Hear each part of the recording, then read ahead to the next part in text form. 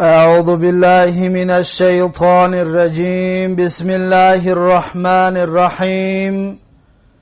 الحمد لله، الصلاة والسلام على رسول الله وعلى آله وأصحابه، ثم أما بعد. السلام عليكم ورحمة الله وبركاته.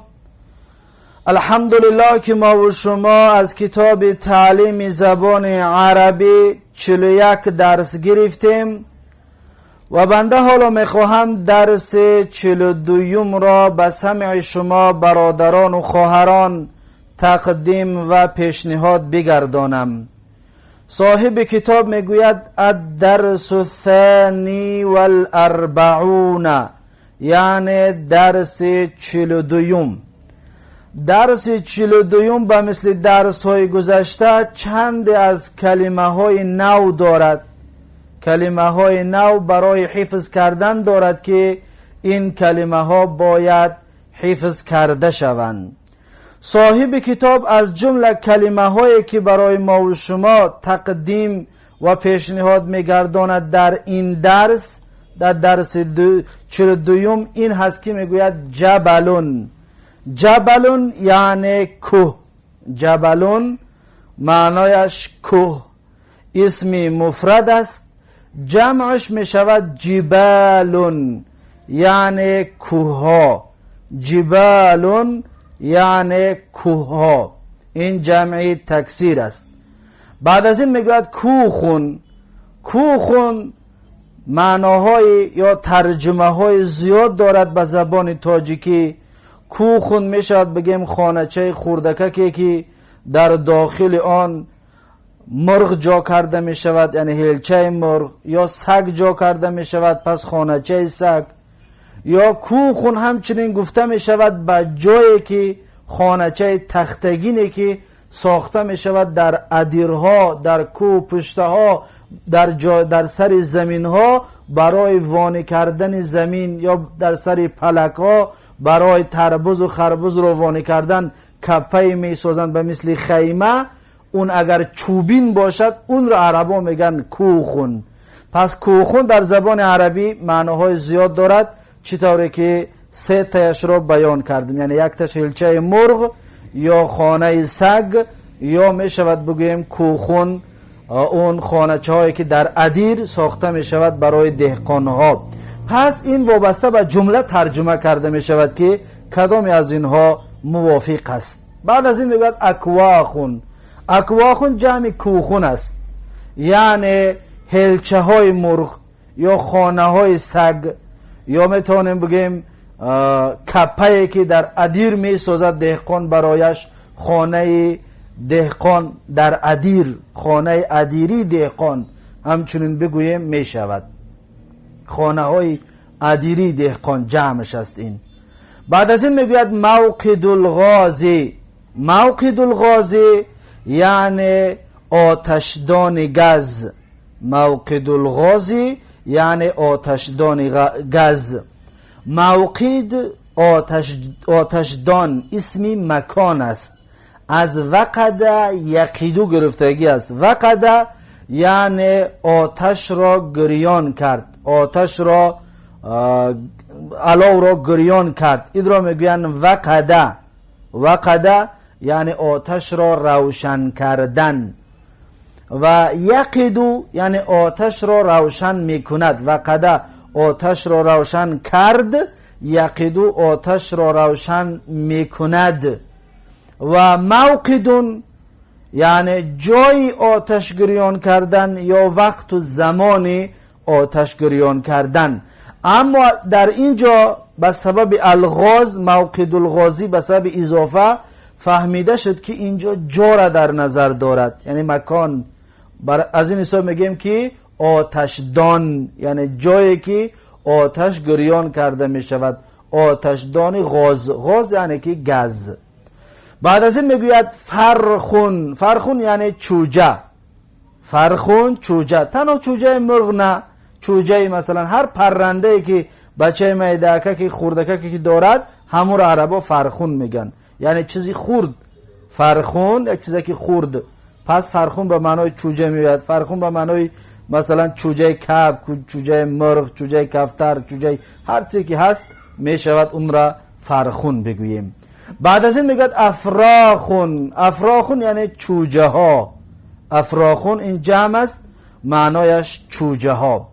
بعد از این میگوید بیضتون. بیضتون یعنی یک دانه تخم. و باز میگوید بیضون. بیضون هم همچنین یک دانه تخم، فقط این بیضتون در آخرش یک ته تانیث دارد و بیضون در آخرش ته تانیث ندارد. هر دویشون هم تخم می شود. بیضتون یا بیضون می شود تخم. بعد از این میگوید بیضاتون. بیضاتون یعنی تخم ها، جمع مؤنث سالم. بیضون رو، بیضاتون رو وقتی میخوایم جمع بکنیم با الف و تا جمعش میکنیم می شود بیضاتون یعنی تخم ها. بعد از این میگوید جوزون. جوزون یعنی چارمغز. جوزون چارمغز. بعد از این میگوید مصیفون. مصیفون یعنی جای تابستان دمگیری. مصیف مکانی که در اونجا تابستان ها دم میگیرند، جای تابستان دمگیرک رو مصیفون و همچنین مصیفون شا میگویند. مصیفون یا مصیفون هر دوش یک چیز است و هر دوش یک معنا دارند، یعنی جای تابستان دمگیری. بعد از این میگوید مصایفو یعنی جایهای تابستان دمگیری. بعد از این میگوید صدیقون. صدیقون یعنی رفیق، دوست. جمعش اصدقاء. اصدقاء این غیر منصرف است به سبب الف ممدوده مؤنثه، پس اصدقاء تنوین رو قبول نمی کند، یعنی رفیق ها، دوست ها. بعد از این میگوید غازون. غازون یعنی گز. غازون یعنی گز. جمعش جمع مؤنث سالم بوده است که غازاتون یعنی گزها. غازاتون یعنی گزها. بعد از این میگوید سؤالون. سؤالون یعنی سوال. شما با تاجیکی بگن سوال، به عربی میشود سؤالون یعنی سوال. جمعش میشود اسئلتون یعنی سوالها. اسئلتون یعنی سوالها. بعد از این میگوید مسئلتون. مسئلتون یعنی مسئله، یک مسئله. مسئلتون یعنی یک مسئله. جمعش میشود مسائلو یعنی مسئله ها. مسائلو همچنین صیغه غیر منصرف است به سبب صیغه منتهی الجموع بودنش. بعد از این میگوید ماما. ماما یعنی مادر، اما این ماما کلمه عربی نیست. این ماما، این صاحب کتاب خودش که داغستانی که هست، این هم ماما شاید از ماما هم روسی گرفتگی است، این عربی نیست. ماما عربی نیست. اما بعضی عرب ها هم ماما بابا میگن، اما این از انگلیسی یا از چیز دیگر گرفتگی هستن که این ماما بابا اینها از عربی نمی باشن، این کلمه های عربی نیستن. ماما پس مادر می شود، اما این کلمه عربی نیست. بعد از این میگوید الاولو. الاولو یعنی یکم. الاولو یکم. الثانی یعنی دویم. الثالثو یعنی سیم. این را عددهای ترتیبی میگویند. از این حساب یک دو سه نمیگه، میگیم یکم، دویم، سیم. دقت دادید؟ یکم، دویم، سیم. اینها عددهای ترتیبی هستند. بعد از این میگوید عدتون. یعنی عدتون یعنی چنده، یعنی تعداد، از عدد. عدتون یعنی چند دانه یا تعداد ترجمه می شود. عدتون همچنین مصدر است. بعد از این میگوید صفون. صفون یعنی صف. صفون معناش چی است؟ صف. صف معناش گوناگون است. صف در نماز صف ایستادن، صف در مستوای خواندن، صف یکم دویم سوم، مثلا کورس یکم دویم سوم رو صف میگن عربا همچنین. پس صفون میشود صفی در نماز، میشود صفی در قطار ایستادن، در یگون جا یگون چیزی را انتظار هستن مردم، با ترتیب که میگیرن مردم میروند قطار میایستند، اون رو هم صفون میگن، یعنی با ترتیب ایستادن مردم. و صفون همچنین میشود به معنای صف یکم یعنی کورس یکم، صف دوم یعنی کورس دوم. پس صفون هم ترجمه های گوناگون دارد. بعد از این میگه صفوفون یعنی صفها. اگر در نماز باشد صفوفون صفهای نماز، اگر در یگان جدا انتظاری باشد صفوفون یعنی مردم در قطار استادن، صفهای مردم استادگی. یا صفوفون اگر که مستوا باشد یعنی مستواها، مستوا 1 و 2 و 3 مثلا. بعد از این میگه عالین. عالین یعنی بلند، عالین یعنی بلند. عالین در اصل عالیون بود، عالیون یا داشت. اون یا اعلال قاضین میگن، یک اعلال معین در علم صرف و نحو چرخ میزند. در حالت رفع عالین یا در حالت جر عالین، انا همین طور یاش حذف میشود، عالیون بود اصل. اینجا چکار کردیم؟ عالیون یا را حرکت چه گرفتیم شد عالین، التقای ساکنین بین یا و بین نونی تنوین. ایلا در صرف میر با نوشتن و توضیح گفتگی هستیم. عالین یا را عالیون یا را حرکت چه گرفتیم و التقای ساکنین شد بین یا و نون تنوین که ساکن است، عالیون التقای ساکنین شد. بس التقای ساکنین یا را حذف کردیم و نونی یعنی تنوین تابع حرکت ماقبل شد، عالی. عالی لام یک کسره داشت، بعد او تنوین تابع حرکت ماقبل شد عالین. این عالین در اینجا یا حذف شدگی است. عالین یعنی بلند، عالی. بعد از این میگه مسرورون. مسرورون خرسند، مسرورون یعنی خرسند. اصلا میشود اسم مفعول است، خرسند شده. مسرورون خرسند شده، اما در ترجمه میتونیم بگیم مسرورون یعنی خرسند. بعد از این میگه سهلون. سهلون یعنی آسان، سهلون آسان. صعبون. صعبون یعنی دشوار، قین. صعب دشوار، قین. بعد از این میگوید موقدون. موقدون چطوری که پیشتر بیانش کردیم اسم زمان و مکان از وقد یقیدو است. موقدون یعنی جای آتش گریان کردن، در جایی که آتش گریان میکنن اونجا رو میگن موقدون. اما در اینجا موقدون رو ما میتونیم بگیم که آتشدان، میتونیم بگیم پلته، میتونیم بگیم پیچکه، همه همین ها در موقدون داخل میشود. وقتی موقدون که گفتی پس فهمیده میشه در جایی که اونجا علاو گریان کرده میشه و چه علاوه با هزون باشد، چه علاوه که با پلته و مثلا چیزای سویتی، همه اینها را میگن موقدون. بعدش میشود مواقدو. مواقدو یعنی جایهای آتش گریان کردن، یا که میتونیم بگیم آتشدان ها یا پلته ها یا پیچکه ها. این طور گفته بیان کردنم جایز است. همچنین موقدون رو میتونه بگیم دگدانچه. در قشلاقا جایهای معینی هستن که در اونجا علاوه گریان میکنن برای طعام آماده کردن، انا همون دگدانچه که برای علاوه گریان کردن است، او را همی شود موقدون گفت. بعد از این میگوید لما. اکنون این لما در زبان عربی چند تا لما داریم، اما از اون لما ها بنده میخواهم یک 2 تا یا 3 تاش بیان بکنم. لما یکی اگر که بعد لما فعل مضارع بیاید، پس بدانید که لما به مثل لم هست، حرف نفی جزم قلب، این چیزا براش بگویید. اگر بعدش فعل مضارع بیاید، مثلا بگوید که لما یخرج، لما یخرج یعنی نه برآمده است. دقت دادید؟ لما به مثل لم می شود اگر بعدش فعل مضارع بیاید. این یک مسئله، یعنی بعد چه نگاه کرده لما ترجمه کرده می شود. دوم، اگر بعد از لما فعل ماضی بیاید به معنای حین می شود، به معنای وقت می شود. چطور صاحب کتاب خودشم آورده است؟ لما خرج یعنی هنوز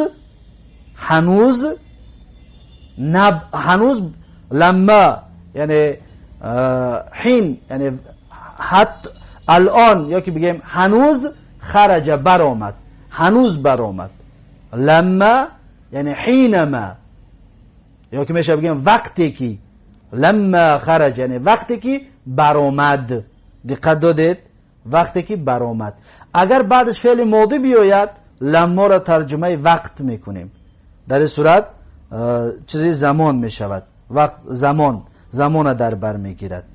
و سیوم اگر بعد لما اسم بیاید چی؟ مثلا الله در قرآن میگه که این کل نفس لما، انت لما را میارد، میگه لما علیها حافظ، لما علیها حافظ. در اونجا نه فعل ماضی آمد که بگیم به معنای لم است، نه فعل مضارع آمد که بگیم به معنای لم است، نه فعل ماضی آمد که بگیم به معنای وقت است. پس در اینجا به معنای چی است در این آیت قرآن؟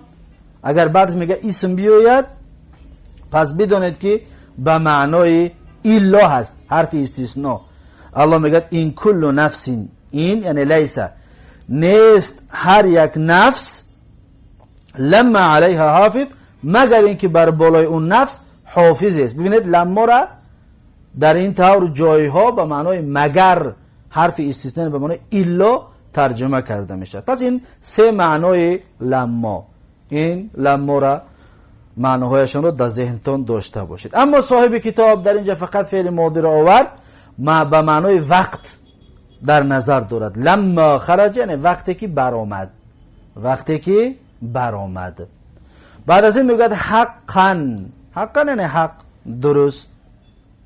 بعد از این میگه منهم، من همون حرف مینی، حرف جاره، هم همون ضمیر متصل مجرور. منهم یعنی از ویها، من را میشه من تبعید بگیریم، یعنی بعض ویها، از ویها یا که بعض ویها، زیرا که من در زبان عربی معناهای زیاد دارد. پس در اینجا دو ترجمهش کفایه میکند.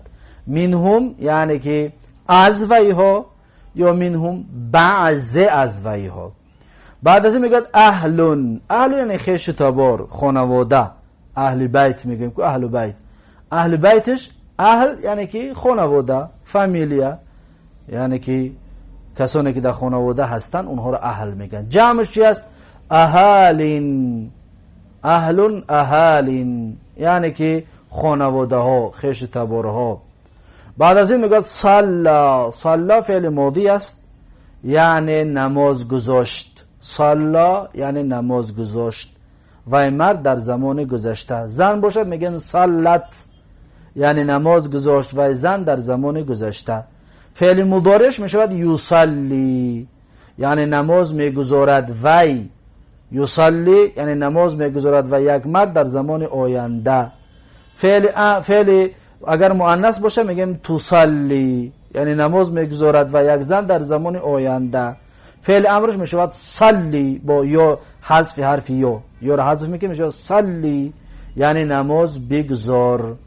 اکنون دقت بدید، صلا یصلی از بابهای ثلاثی مزید از باب 8 22 باب صرفی است، از باب 8 است، یعنی از باب فرح یفرح است، اما این ناقص است، ناقص یای صلا یصلی. دقت دادید، صلا در اصل صلیه بود، اینجا یای مفتوحه بود، یای مفتوحه مقابلش یای مفتوحه مقابلش مفتوح که یای متحرکه مقابلش مفتوح که بود، یا را ما قلب الف کردیم شد صلا. دقت دادید. بعد از این میگه طبخه، طبخه یعنی پخت، و یک مرد در زمان گذشته. زن باشد میگیم طبخت، یعنی پخت و یک زن در زمان گذشته. اکنون از این الف معلوم می شود که در فعل مضارع میگد این بره همچنین فتحه بمون بیستد، بگو که یطبخو، یطبخو یعنی میپزد و یک مرد در زمان آینده. اگر زن باشه چی میگیم؟ میگیم تطبخو، تطبخو یعنی میپزد و یک زن در زمان آینده. و فعل امرش میشه اطبخ، اطبخ یعنی بپز تو یک مرد. بعد از این میگه طبخون، طبخون یعنی پختن، طبخون یعنی پختن، مصدر هست. پس طبخ یطبخو از بابهای 22 باب صرفی از باب سیوم است، از باب منع یمنعو است. باب سیوم رو ما گفته بودیم که باب سیوم ثلاثی مجرد که شرطش همین است که عین باب یا لام باب حرف حلق باشد. پس ببینید فعل طبخ، لام باب حرف حلق است، حرف خا، حرف خا از حرف حلق است. پس شرطی این موافق است با سیوم شرط باب یا در این کلمه موافق است عین لام باب که حرف حلق است، پس با شرط سیوم باب ما موافق است. پس این از باب طبقه یطبخو است، یعنی از باب منع یمنع، سیوم بابی ثلاثی مجرد. بعد از این میگوید وجده. وجده یعنی یافت، پیدا کرد. وجده یافت، پیدا کرد. این یا دلالت میکند که این جیم رو در فعل مضارع کسره بکن. وجده بگو که یجدو، یجدو یعنی میابد، یجدو میابد. وجده یافت و یک مرد در زمان گذشته، اگر زن باشد میگیم وجدت، یافت و زن در زمان گذشته.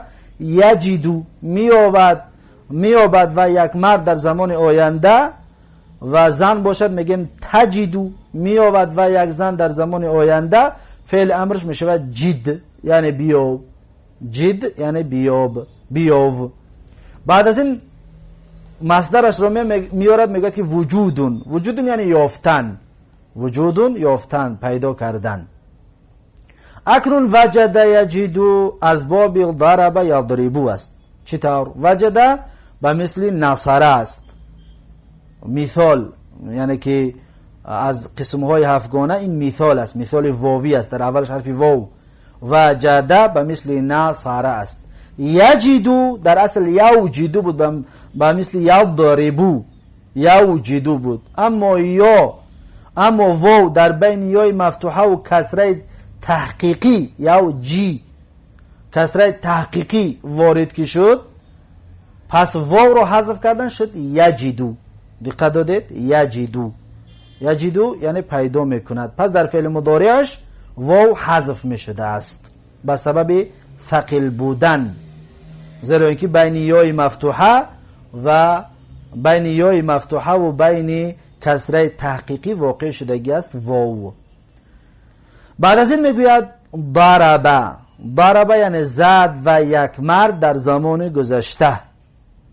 اکنون یک مثال نو میتید. کسانی که صرف میر خوندن و بدان خوندن و 22 باب صرف این کتاب را خوندن دیگر این یا براتون آشنا است. ضربه فعل مجهول است، یعنی میگیم ضربه زد و یک مرد در زمان گذشته. ضربه یعنی زده شد و این مرد را در زمان گذشته زده شد. دقت دارید؟ ضربه زد و یک مرد، ضربه زده شد و یک مرد را. اکنون ضربه مجهول میگن، این را مجهول فعل ماضی است. بعد از این میگوید اوخیده. اگر که اخذه بگیم گرفت و یک مرد در زمان گذشته. اوخیده این مجهول میشود. اکنون اوخیده یعنی گرفته شد و را در زمان گذشته، گرفته شد ترجمه میشود. مجهول در آخر شد ترجمه کلمه شد همراه میشود، گرفته شد. بعد از این میگه کتیبه. کتیبه یعنی نویسته شد. فعل ماضیش کتبه است. کتبه نویس و یک مرد. اگر بگد کتیبه یعنی نویسته شد. دقت دادید؟ نویسته شد. پس این هست کلمه های نوی درس 42. کلمه های نوی درس 42 این است که اینها باید حفظ و از یاد کرده شود. بعد از حفظ کردن پس بخوانید حوار و گفتگوی درس 42 را. صاحب کتاب میگوید فی بلادنا جبال عالیتون فیها مصایف جمیلتون، یعنی در شهرهای ما کوههای بلند است. در شهرهای ما کوههای بلند است. مبتدا و خبر. فیها مصایف جمیلتون، در وی استراحتگاه های تابستانه زیبا است. دقت دادید؟ در وی، فیها در وی یعنی در جبال. جبال جمع غیر عاقل کی بود، از این حساب ضمیر مؤنث آورد، فیها گفت، یعنی فی الجبال یعنی در همون کوها. مصایف یعنی استراحتگاه های تابستانه جمیلتون زیبا است. اکنون در اینجا عالیتون ببین، در بالا ما گفتیم عالین یا حذف شده است. عالیتون در مفرد مؤنث یا برگشت. دیدید یا را؟ همین یا در حالت رفع و جر حذف می شود. عالین، عالینی که در بالا خوندیم انا همین عالیتون هست. حالا گفتیم که این عالین از اینجا یا حذف شدگی است. پس ببینید این انا همون است که یاش برگشت در اینجا. پس جبالون منعوت است و عالیتون نعت است، صفت جبال است.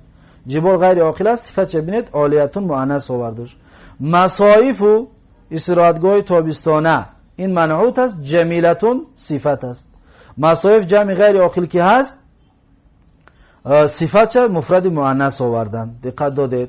بعد از این میگه زرت مصیفی امس مع اهلی و صلیت فیه مع اولادی و قرأنا القرآن تحت اشجار الجوز و فی المساء رجعنا منه الى منزلنا مسرورین. دقت دادید.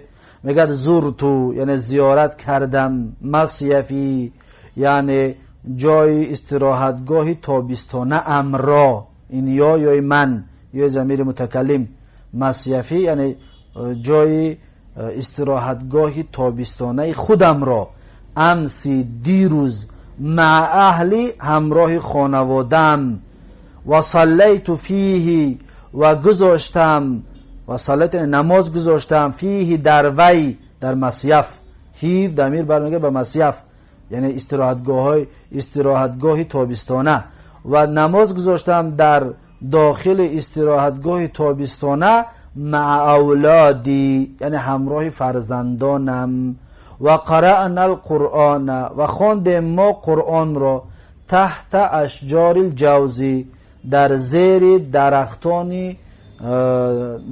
درختان چارمغز، و فی المساء میگه در بیگانی، رجعنا منه بازگشتیم از وی، منه یعنی من مصیف یعنی از استراحتگاه تابستانه، الی منزلنا بسوی خانه امان، مسرورین خرسندانه، مسرورین یعنی خرسند بازگشتیم به طرف خانه.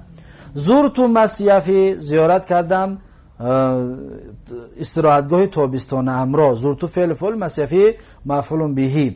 امسی این مبنی علی کسر فی محل نصب این ظرف است، مع همچنین ظرف است، اهلی مضاف الیه، و صلیت فعل فاعل فیه مع اولادی، و قرأنا القرآن، قرأنا فعل فاعل، القرآن مفعول به، تحت اشجار الجوز، و فی المساء رجعنا فعل فاعل، منه الى منزلنا، منزلنا مضاف الیه، مسرورین، مسرورین اکنون حال است، این حال است از ضمیر رجعنا، از ضمیر رجعنا یا منزلنا، این نوعی که هست حال است، یعنی که یا که میتونیم بگیم رجعنا بازگشتیم ما، در حال بازگشتنمون بسیار خرسند بودیم. مسرورین حال است، منصوب است و علامت نصب الیا نیابتا عن الکسرتی، نیابتا عن الفتحتی، زیرا که حالت نصب است، نیابتا عن الفتحتی لانه جمع مذکر سالم. دقت دادید. بعد از این میگوید لیث له عدت اصدقائی، عدت اصدقائی در اینجا غلط است، اصدقاء له عدت اصدقاء غیر منصرف است، کسره را قبول نمی کند. لیث له عدت اصدقاء منهم زید وهو يتعلم في الصف الاول، ورائد وهو يتعلم في الصف الثاني، وحارث وهو يتعلم في الصف الثالث. میگه که لیث له دارد وی، له یعنی دارد لیث، عدت اصدقاء یعنی چند رفیقا، تعداد از رفیقا یعنی چند رفیق دارد، اصدقاء عدتو در اینجا لیث له عدت اصدقاء، میتونیم خبری لیثون بگیریم، یا لیثون مبتدا، له دارد وی، عدت اصدقاء چند از رفیقها، منهم بعضه، ببینید در اینجا بعضه ترجمه میکنیم، بعضه من تبعیض یعنی بعضی از اونها زید است، بعضی از رفیقانش، یعنی هم برمیگه به اصدقاء، بعضی از رفیقایش زید است، و هو یتعلم و زید، و هو برمیگه به زید یعنی زید تعلیم میگیرد فی الصف الاولی، در صف اول، یعنی در کورس یکم یا در صنف یکم.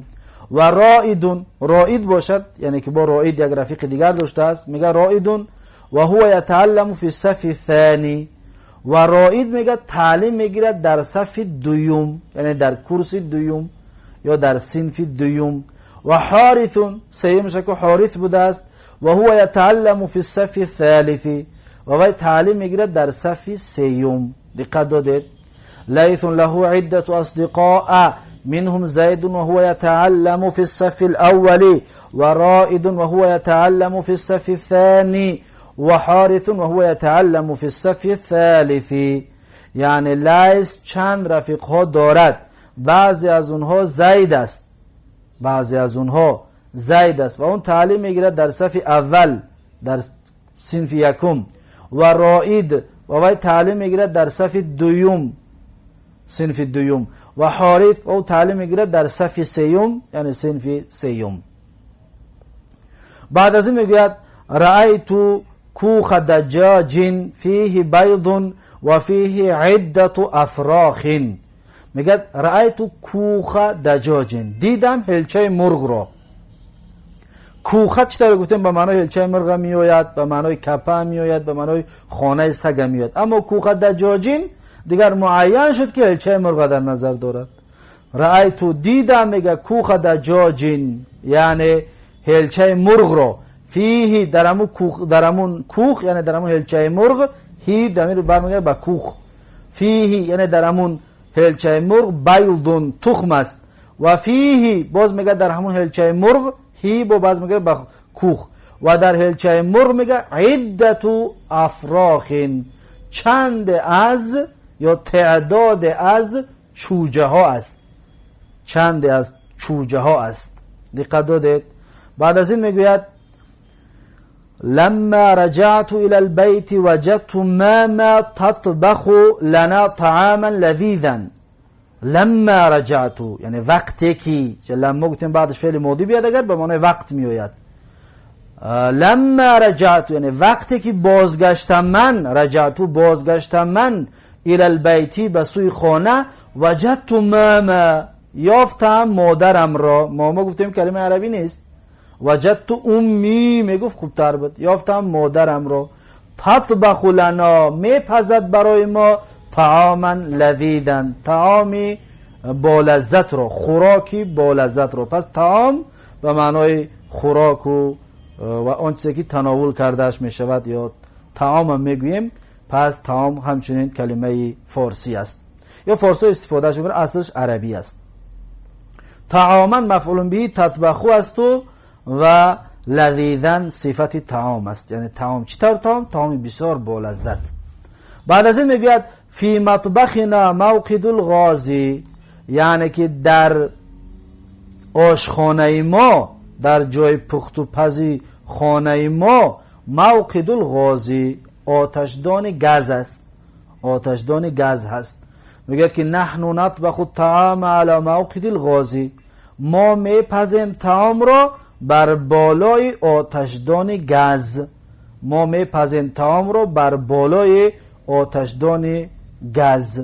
بعد از این میگه هل عندك سؤال الی، یعنی آیا داری تو، عندك یعنی داری تو، هل عندك آیا داری تو سؤال الی سؤال برای من، هل عندك سؤال الی یعنی آیا تو داری سؤال برای من؟ میگوید نعم بله، میگوید نعم یعنی بله، آره حرف جواب. عندي الیک عدت اسئله، یعنی دارم من برای تو، الیک اکنون بسوی تو نه، برای تو. عندي دارم من الیک برای تو، عدت اسئله چند سوال ها، تعداد از سوال ها، یعنی یک سوال نه چند سوال دارم. عندي الیک عدت اسئله یعنی دارم من برای تو چند سوال، تعداد از سوال ها. بعد از این میگه هل اسئلتک سهلتون، یعنی آیا سوال های تو آسان است.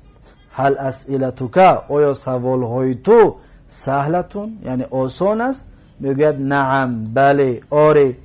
هی سهلتون ولیست صعبتن، وی آسان است و قین نیست و دشوار نیست. صعبه دشوار، قین نیست. صعبتن برای چی منصوب شد؟ به خاطر اونه که خبری لیست هست. خبری لیست منصوب شود و اسم لیست هی است، باز میگردد به اسئله. اسئله غیر عاقل که است، جمع غیر عاقل که است، ضمیر مؤنث بود. لیست هی یعنی لیست الاسئله صعبتن. بعد از این میگه هاتی اسئلتک، یعنی بده سوال هایت را. هاتی بده اسم فعل امر، فاعل ضمیر تقدیر انت، اسئلتک مفعول به، سوال هایت را. میگه السؤال الاول، سؤال یکم. السؤال الاول یعنی سؤال یکم، من الهک، معبود تو کی است؟ من الهک یعنی معبود تو کی است؟ میگه و سؤال الثانی، سؤال دوم، ما دینک، دین تو چی است؟ تو در کدام دین هستی؟ ما دینک، چیست دین تو؟ و سؤال الثالث، سؤال سیوم، من نبیک، یعنی پیغمبر تو کی است؟ من نبیک یعنی پیغمبر تو کی است؟ اکنون سه سوال داد، جوابش رو میگیره. جوابش میگه که الهی الله و دینی الاسلام و نبی محمد بن عبدالله صلی الله علیه و سلم. میگه الهی الله یعنی معبود من الله است. الهیه این یارو ما خودمون فتح دادیم، اصلا الهی بود. الهی الله یعنی معبود من الله است، و دینی الاسلام و دین من اسلام است. این یارو همچنین خودمون فتح دادیم، فتح حرکت عارضه است. و نبی پیغمبر من محمد بن عبدالله، محمد پسر عبدالله صلی الله علیه و سلم است. سه سوال جواب شه، یک جواب بیان کرد. بعد از این میگه که انت مسلمون حقا، یعنی تو مسلمان هستی حقیقی یا بدرستی یا واقعی. حقا رو میشد اینطور ترجمه کرد، انت مسلمون حقا یعنی تو مسلمان هستی حقیقی یا واقعا یا در حقیقت. بعد از این میگوید دروس هذا الكتاب سهلتون، یعنی درس های این کتاب آسان است. سهلتون خبر، دروس مبتدا غیر جمع غیر عاقل که است، سهلتون خبر مفرد مؤنث آورد. دروس هذا الكتاب یعنی درس های این کتاب سهلتون آسان است. بعد از این میگه دروس هذا الكتاب كتبت للاطفال الصغار فيها صور الحيوانات والاشجار. میگه که درس های این کتاب نوشته شدگی است. کتبت نوشته شدگی است، للاطفال برای کودکان. نوشت نمیگیم، نوشته شد، فعل ماضی مجهول. در اینجا اکنون فعل ماضی مجهول که باشد فاعل نمیگیرد و نایب فاعل میگیرد. نایب فاعلش هی است، برمیگرد به دروس.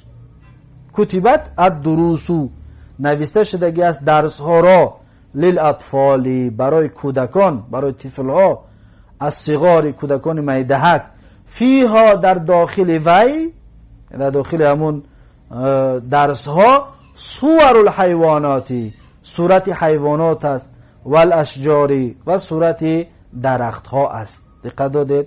میگه دروس هذا الكتاب كتبت للاطفال الصغار فيها صور الحيوانات والاشجار، یعنی درس های این کتاب نوشته شدگی است برای کودکان خرد، در وی صورت حیوانات است و صورت درخت ها است. بعد از این میگه هذه المسألة صعبة و كانت مسألة الامس سهلة. یعنی چی؟ یعنی این مسئله، هذه المسألة، این مسئله صعبتون قن بوده است، صعب بوده است. و کانت و بود، مسئله الامسی مسئله دیروزینه، سهلتن آسان. یعنی این مسئله قن بوده است، میگه مسئله دیروزینه آسان است. هذه مبتدا المسئله بدل، صعبتون خبری هذه، و کانت افعال ناقصه اسم خبر میگیرد، مسئله تو اسمی کانت، سهلتن خبری کانت. پس این هست درس 42 از کتاب تعلیم زبان عربی. و در اینجا این درس رو به پایان میرسونم و تا درس آینده یکایک شما رو به الله تبارک و تعالی میسپارم. بارک الله فیکم و جزاکم الله خیرا و سلام علیکم و رحمت الله و برکاته.